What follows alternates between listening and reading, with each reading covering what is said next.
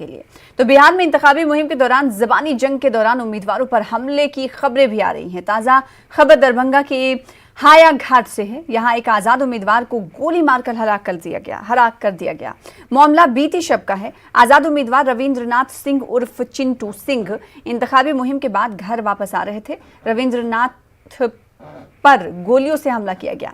उम्मीदवार को जख्मी हालत में डीएमसीएच में दाखिल कराया गया, जहां उनकी हालत तशवीशनाक। पुलिस ने मामले की तफ्तीश शुरू कर दी है।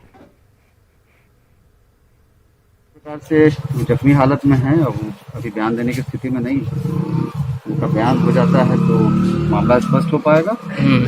ये काफी चर्चित प्रत्याशी वहां से निर्दलीय हायाघाट विधानसभा से रहे हैं और प्रचार वगैरह आज बंद हुआ है। उसके बाद ये घर पर थे और जैसे उनके परिजन बता रहे हैं कि रात्रि में किसी ने बुलाया और ये गए थे और लौटने के क्रम में कोई किसी जगह पे घटना घटी है और कौन है नहीं है, अब उनका बयान होने के बाद स्थिति स्पष्ट होगी।